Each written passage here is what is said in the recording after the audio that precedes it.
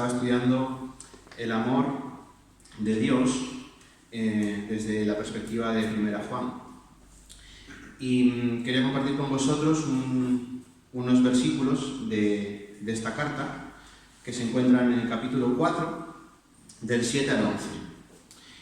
Y dice así: queridos amigos, sigamos amándonos unos a otros, porque el amor viene de Dios. Todo el que ama es un hijo de Dios y conoce a Dios. Pero el que no ama no conoce a Dios, porque Dios es amor.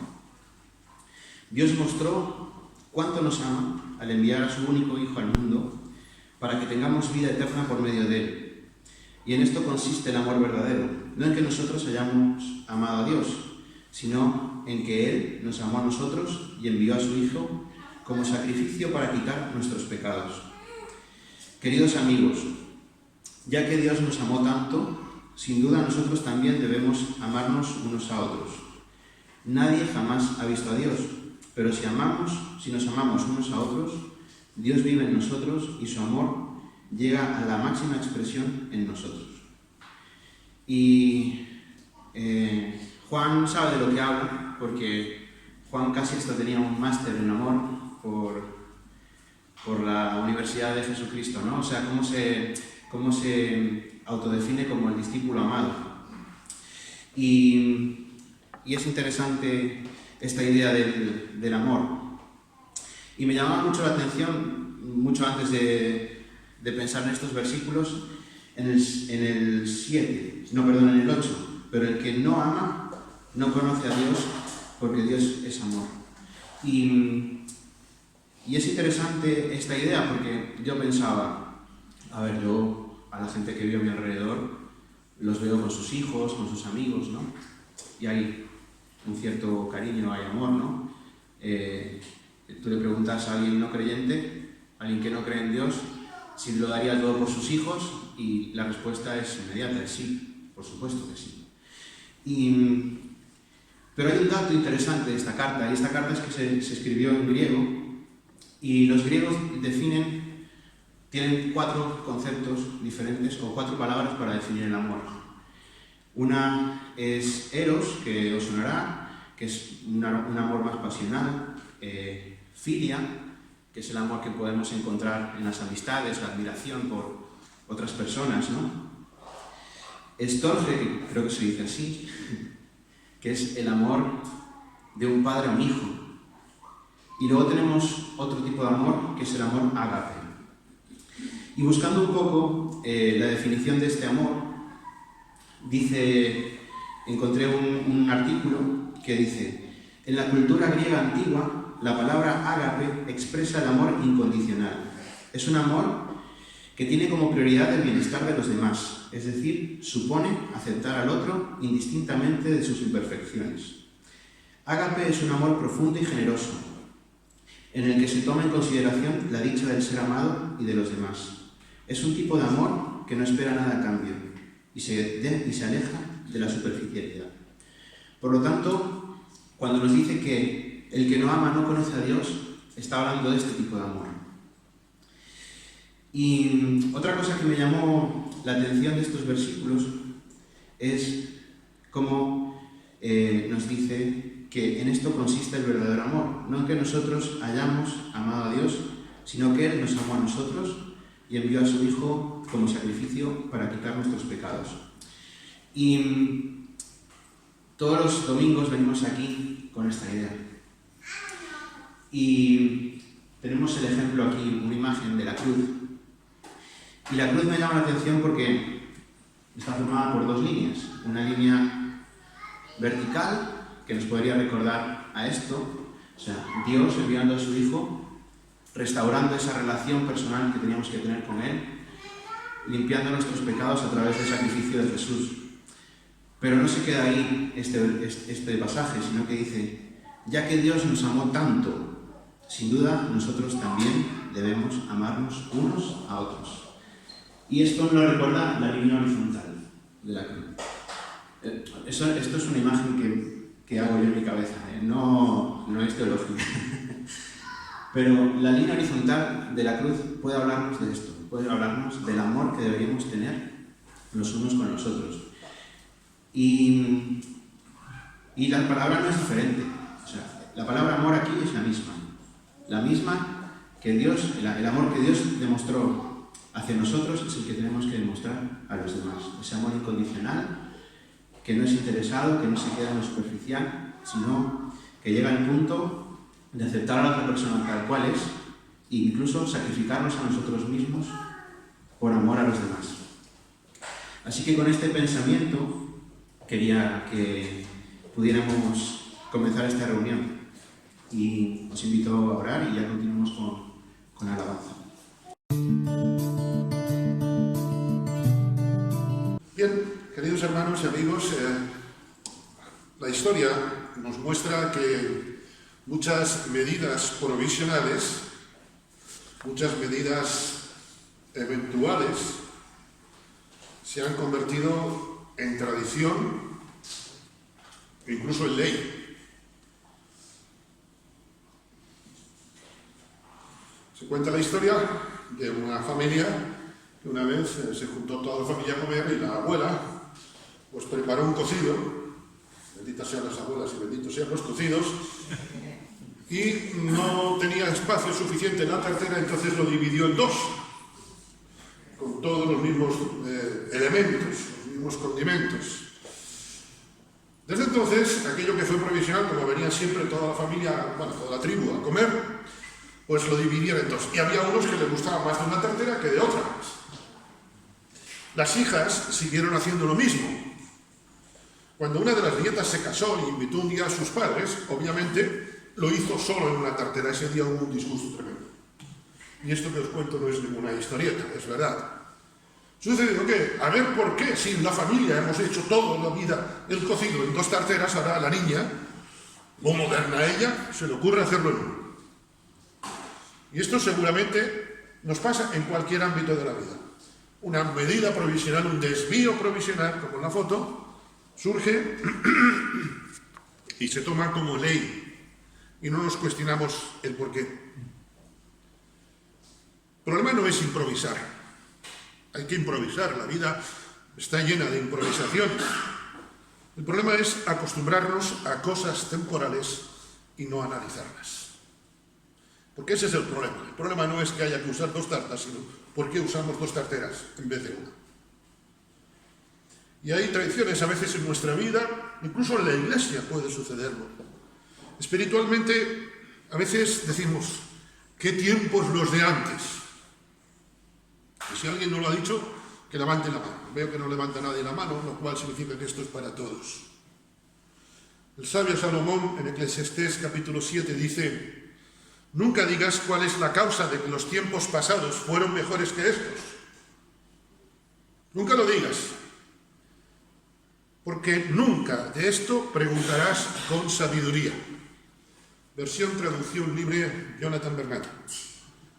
Nunca digas cuál es la causa de que los tiempos pasados fueron mejores que estos, porque cuando lo hagas, harás el tonto. Al no hacerlo con sabiduría. Vivir, tanto en el plano físico como espiritual, es vivir al día. Vivir en la tradición es vivir en religiosidad. Vivir al día es depender de Dios. Todo lo que no sea vivir espiritualmente al día, y ahora hablaremos de esto, es inmadurez, o lo que es peor, es atrofia. Seguro que a los padres os gustaría que los niños fueran siempre iguales, pero si son así de pequeños, si la criatura a los 30 años sigue igual, la criatura está atrofiada, la criatura es inmadura, la criatura es torpe, es deficiente. Espiritualmente esto sucede también. Me temo que muchas veces nuestras vidas se parecen a un cementerio. Están llenas de placas.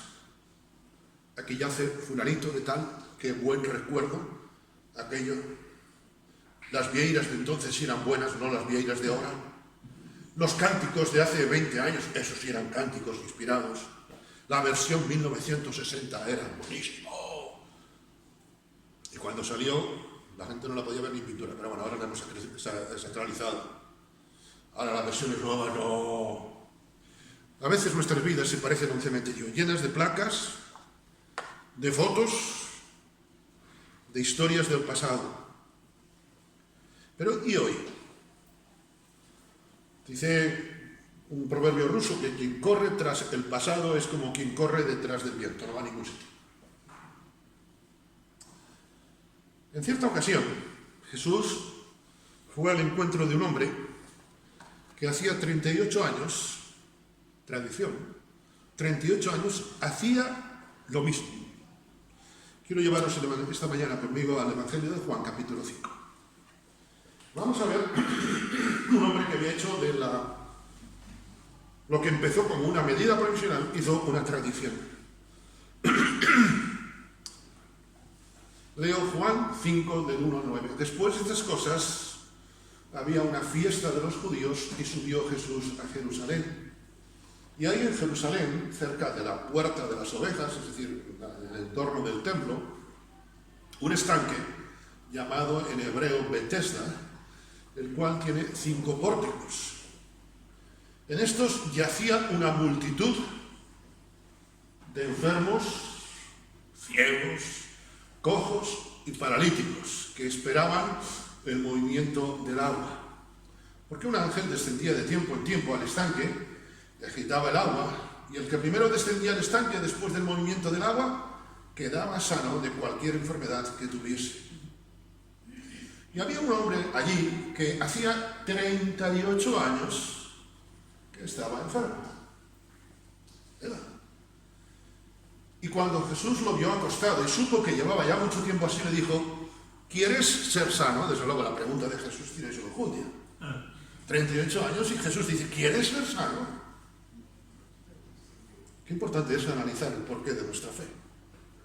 Qué importante es analizar el porqué hacemos las cosas. Él estaba acostumbrado. Señor, le respondió el enfermo, no tengo quien me meta en el agua cuando se agita el agua, y entre tanto que yo voy, otro desciende antes que yo. Él no se ponía más abajo cada vez, no. Él se ponía siempre en su sitio. Como ya el otro llegaba antes, ya él se quedaba.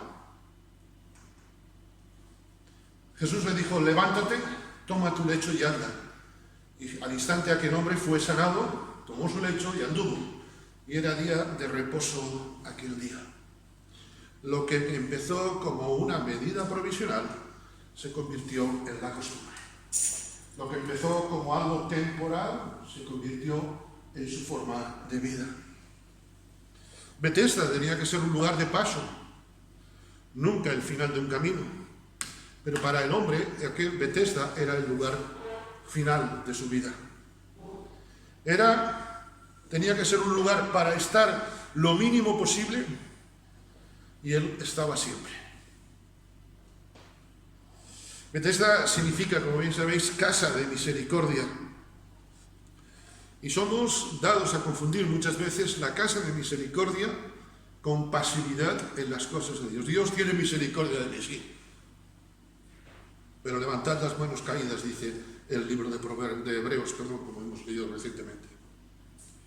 Me gustaría en esta mañana pensar al menos en 3 lecciones de lo que significa Betesda o estar en Betesda para un cristiano. Dice el versículo 5, había un hombre que hacía 38 años que estaba enfermo. Cuando Jesús lo vio acostado y supo que llevaba ya mucho tiempo, le dijo: ¿quieres ser sano? Él le respondió: Señor, no tengo quien me meta en el estanque cuando se agita el agua. Desde luego, aquel hombre tenía un buen corazón, estaba en el sitio adecuado, en el sitio indicado, pero no confiaba en lo acertado. Muchas personas, las veces que me ha tocado ir a los centros sanitarios, más de las que quisiera y menos de las que quisiera el médico seguro, muchas personas van al centro sanitario, toman las medicinas, pero prácticamente no confían en ser sanados. Lo mío no tiene arreglo. Algunos yo creo que toman medicinas para que los farmacéuticos sigan vivos, no por otra cosa. Cuidado, queridos hermanos, queridos amigos, porque a veces confundimos fe con religiosidad. Señor, no tengo quien me meta. No dijo, sí, quiero ser sano. Empezó a buscar excusas a su falta de fe. Estaba en el sitio correcto, estaba en Betesda, donde el ángel movía el agua. Pero su confianza, su esperanza no estaba en el ángel, sino en que alguien le ayudase a ir al agua. ¿Cuántas veces equivocamos nuestra fe? No confiar en el príncipe, ni en príncipe, ni en hijos de príncipes, dice la Escritura. Confiaba en que iba a ser sano porque los demás le ayudasen. No tengo quien me meta en el agua. Esa fue la primera respuesta. En vez de decir, Señor, yo quiero ser sano, pasa que mira, me sucede esto. No, la respuesta del hombre fue, no tengo quien me meta. El problema es de otro. Este hombre sabía trabajar en equipo. ¿Sabéis eso de que tu facilidad de trabajar en equipo se mide en la facilidad que tienes en echarle la culpa a otro? Este hombre sabía trabajar en equipo. No hacía nada, pero lo controlaba. Confiaba en la responsabilidad de los otros. Descansaba en lo que los otros hicieran. ¿Sabes una cosa? Mi hermano, mi hermana, mi amigo, confiar en los demás siempre nos va a traer fracasos. Confiar en los demás siempre nos va a traer fracasos. Siempre nos va a traer decepciones. Confiar en los demás siempre nos va a llevar a sentirnos defraudados. Este hombre está diciendo, Señor, me siento frustrado, me siento defraudado. Quizás esa es tu experiencia, como la ha sido la mía en más de una ocasión. El ejemplo hoy se sigue repitiendo. Muchos están en el sitio correcto, muchos incluso están en el ministerio correcto, muchos están haciendo incluso lo que Dios quiere, pero siguen confiando en el parecer de los demás, no en el parecer de Dios. Ay, es que recuerdo hace años, fuera de Galicia, obviamente estas cosas pasan fuera de Galicia, no os penséis. Una mujer se enfadaba en una iglesia, ya está ella con el Señor, no voy a decir gracias a Dios, no, está con el Señor, pero se enfadó porque cuando oraba a su yerno nadie decía amén. Hay que botarle peito. Nos reímos a veces, pero a veces vivimos igual que esta mujer. Y otra recuerdo, porque a su yerno nunca le pedían, hay buenas suegras, desde luego, porque nunca le pedían a su yerno orar en la Santa Cena. Eso era... Buscamos el parecer de los demás. Muchos a veces, como digo, están haciendo lo correcto, pero siguen confiando en el veredicto de los demás, en que los demás me aprueben. Hablo con total libertad, es algo que nadie me ha dicho, así que lo digo. Confiando en si dicen amén cuando digo el versículo en WhatsApp. Entendedme, por favor. Hace algunos años, un estudiante de teología me mandó una encuesta. Y una de las preguntas que decía es, ¿cómo mide usted su éxito? El éxito de su sermón. Y creo que a mí es una pregunta que todavía me sigue resonando. ¿Cómo medimos el éxito? ¿En función de lo que hacemos para Dios o en función del aplauso de los demás? Cuando llegamos a la isla de La Palma, recuerdo los primeros meses, todo el mundo me decía, ¡qué bien predica usted! Y yo les decía, ya se cansarán. No se cansaron, me criticaron, pero bueno, eso es otra historia. Lo digo muy irónicamente, entendedme. Muchos cristianos siguen confiando en el veredicto de los demás. Muchos cristianos quieren salir de su problemática, quieren ser sanados físicamente, espiritualmente, quieren que su familia se restaure, pero su esperanza, su descanso no está en Dios, como le pasaba a este hombre anónimo.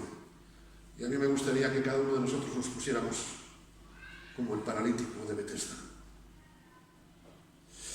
Descansan en los demás, a ver qué dice el médico, bueno, a ver si Dios quiere, pero eso de a ver si Dios quiere es una frase más que una actitud.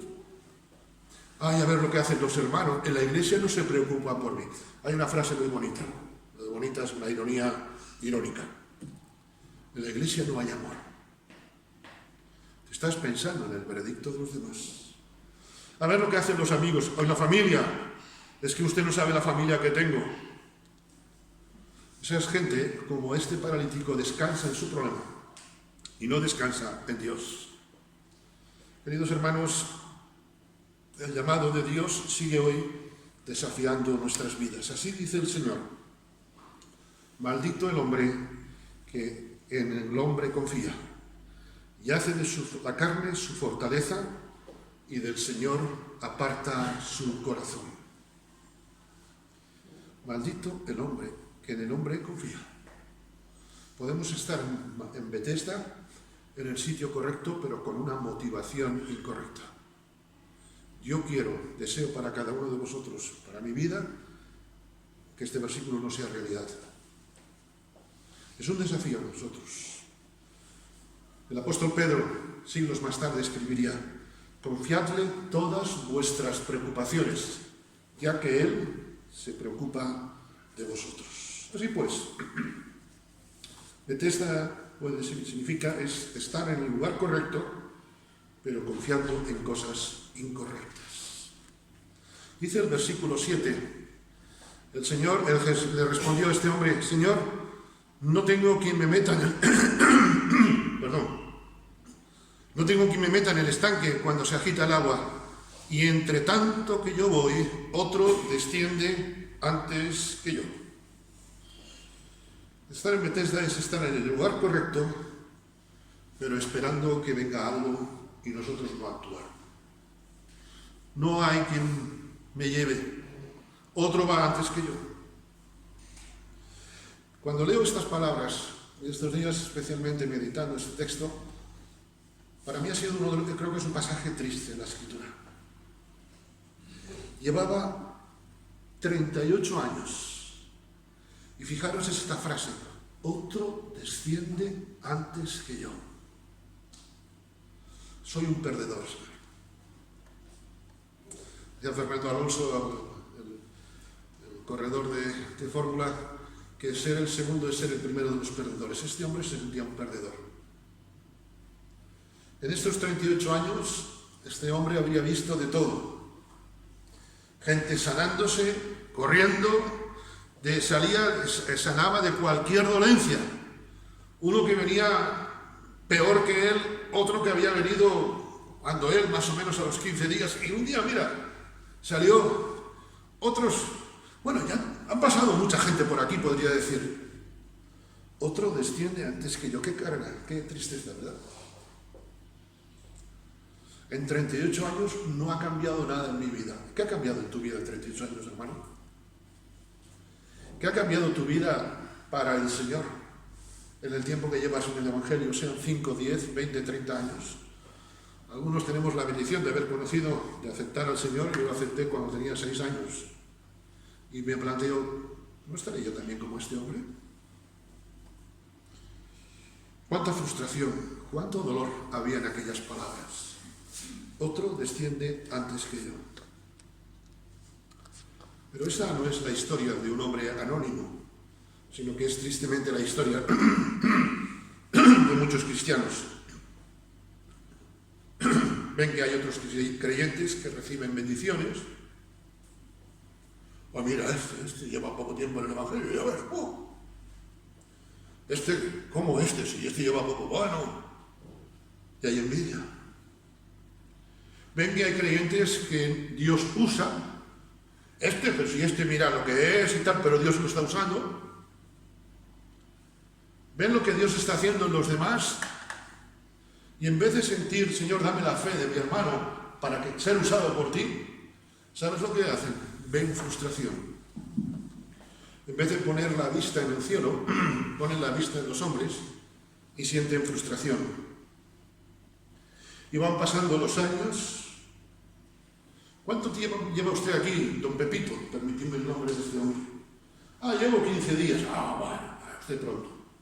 ¿Y usted cuánto lleva? Ya llevo 5 años. Ya he hecho la cuenta, ahora ya 38 años. ¿Y tú cuánto llevas? Yo llevo, 2 semanas y ya estoy sano.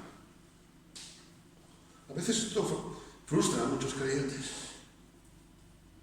Muchos cristianos viven como este hombre, que un día, por arte de birli-birloque, permitidme la expresión, su suerte, su situación cambie. pero no hacen nada.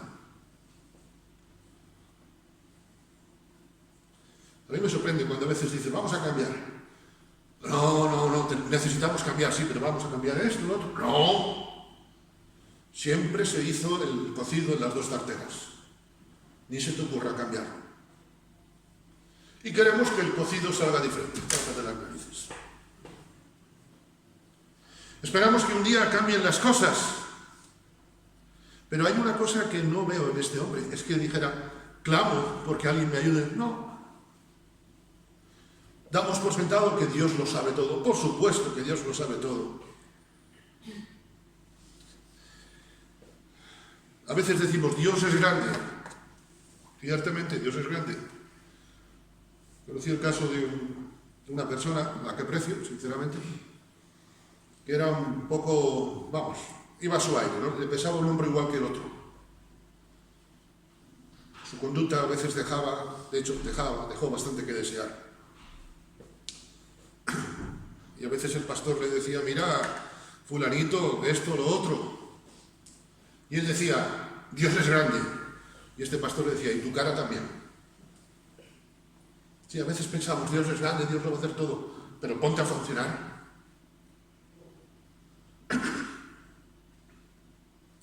Esperan que las cosas cambien, pero no cambian su corazón.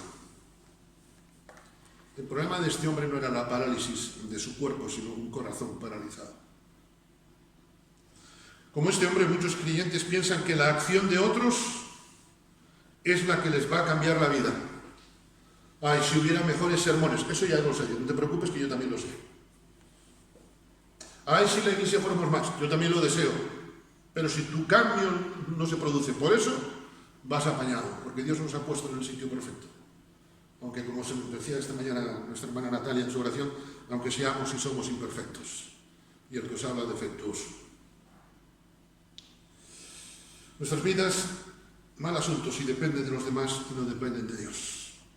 Este hombre dependía de los demás y no dependía de Dios. Mi hermano, mi hermana, no esperes en el deseo de los demás. Espera en el Señor. ¿Por qué te desanimas, alma mía? ¿Por qué te inquietas dentro de mí? Espera en Dios. ¿Por qué? Porque no hay solución, no, porque he de alabarlo. Alabar a Dios en las situaciones adversas.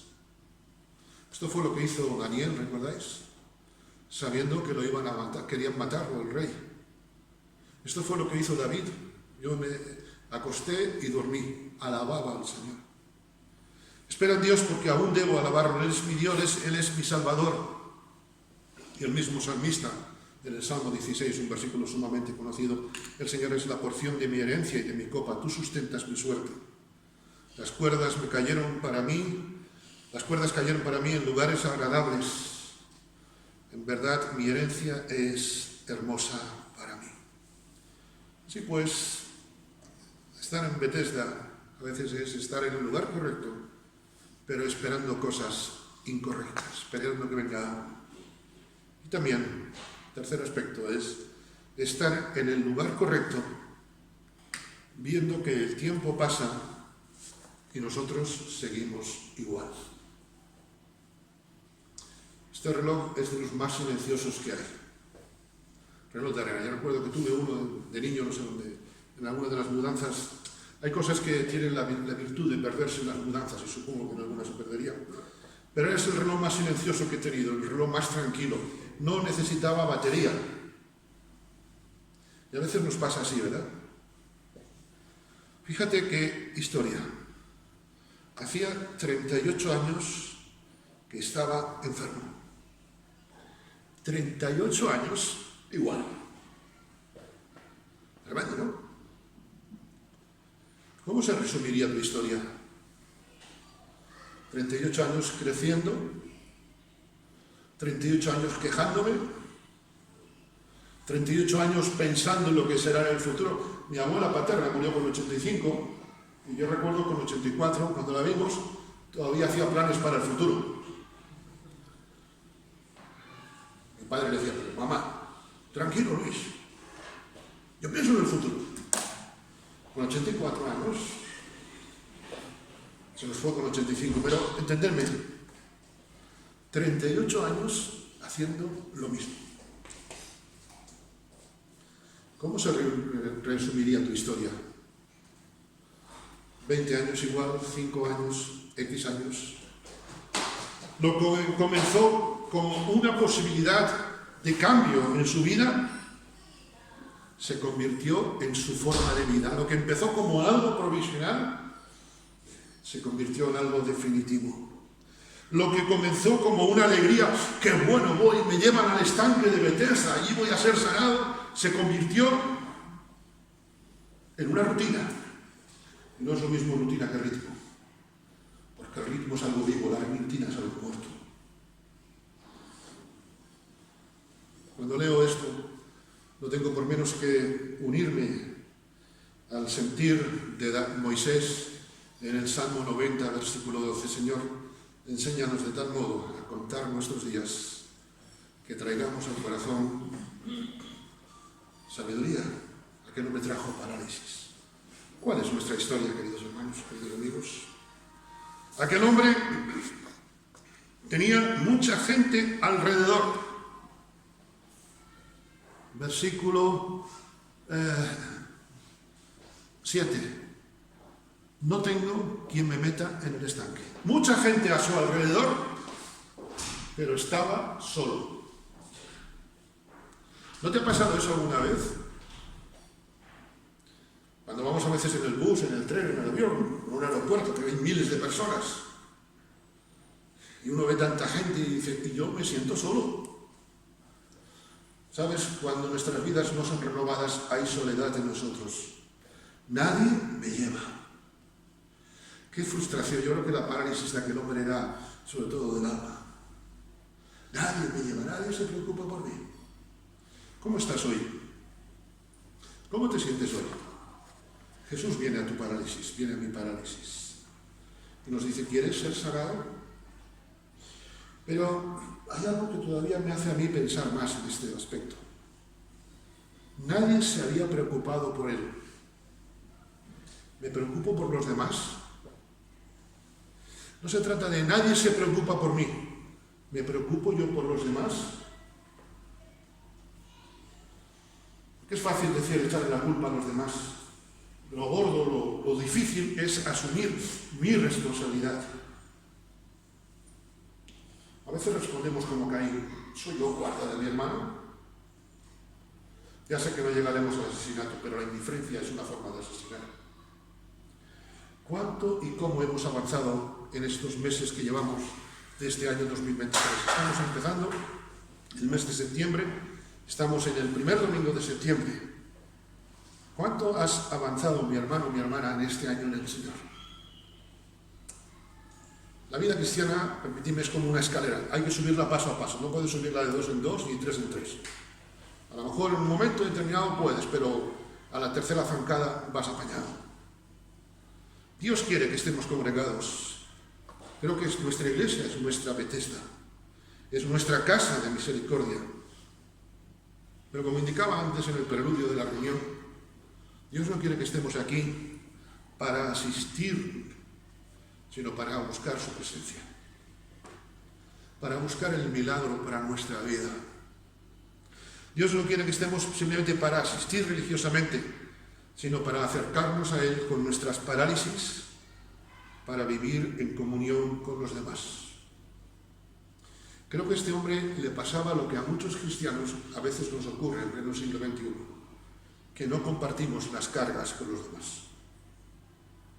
Ya en el tiempo hemos seguido haciendo todo con 2 tarteras, y no sea que nos cambien el sabor y nos lo hagamos en una. Mi hermano o mi hermana, ¿escucho las cargas de los demás? ¿O pienso que lo mío es lo único? Que el mundo se resume en 2 planetas, la Tierra y yo. O mejor dicho, yo, mis problemas y después la Tierra. A veces pienso que soy lo más importante del mundo. Me preocupo por los demás. Seguramente todos tenemos alguna gotera. Todos tenemos alguna dolencia. ¿Pero me preocupo por los de los demás? ¿O solo quiero que venga un alguien a moverme a mí?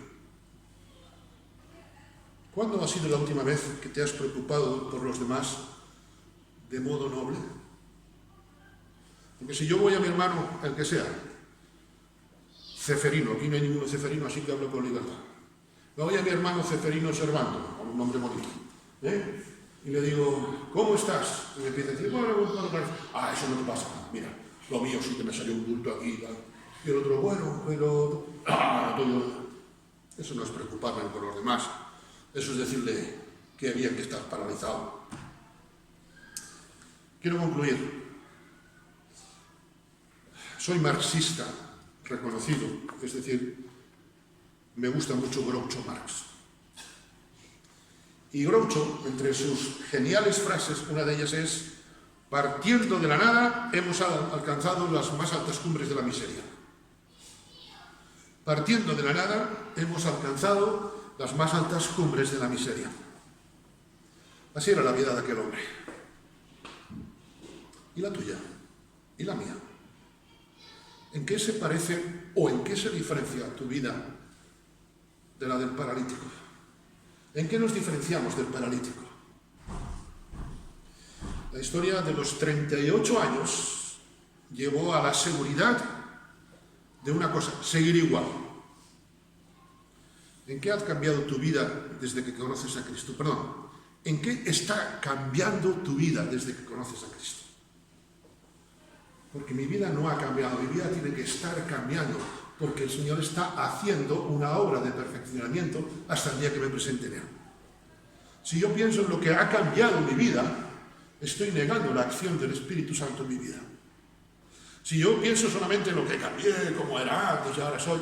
No, ¿en qué está cambiando mi vida en este año 2023?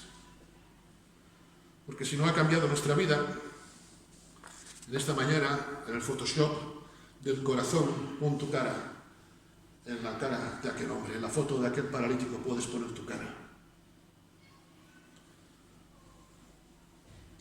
38 años. Hoy, 3 de septiembre, hace un año que estoy aquí. Hoy, 3 de septiembre, hace 2 años. Y llegó el 3 de septiembre del 2023. Hoy, 38 años. Su vida cambió. Cuando llegó el 3 de septiembre, permíteme un poco usar la imaginación, del 2024, ya no fue el 39 años, ya fue el primero de una nueva vida. Tu corazón, entregado a Cristo, mi corazón en las manos de Dios, hace que mi vida cambie. Hemos renacido para una nueva vida. ¿Estás hoy en Bethesda? Quizá. Seguro que no somos ninguno de nosotros tontos. No somos insensatos, ¿verdad? Por lo menos no lo creemos. Confía plenamente, 100%, confía plenamente en el Señor y no te fíes de tu inteligencia. Si no confiamos plenamente en el Señor, entonces mal asunto. Engañoso es el corazón. Como hemos leído en alguna ocasión, esa versión traduce: engañoso es el corazón, no tiene remedio. Confía plenamente en el Señor y no te fíes de tu inteligencia. No viene nadie, otro se adelanta, argumentos inteligentes, pero carnales, no espirituales. Jesús conoce tu pasado. Jesús conoce nuestro pasado, como conoció el de aquel hombre desdichado. Y a un desdichado lo transformó, como expresa John Newton en su famosa alabanza: sublime gracia del Señor que a un infeliz salvó. Concluyo en esta mañana, queridos hermanos y amigos. Creo que como aquel paralítico, Jesús quiere cambiar tu vida. Creo que como aquel paralítico, Jesús quiere cambiar nuestra historia. ¿Le dejaremos? Vamos a tener una oración.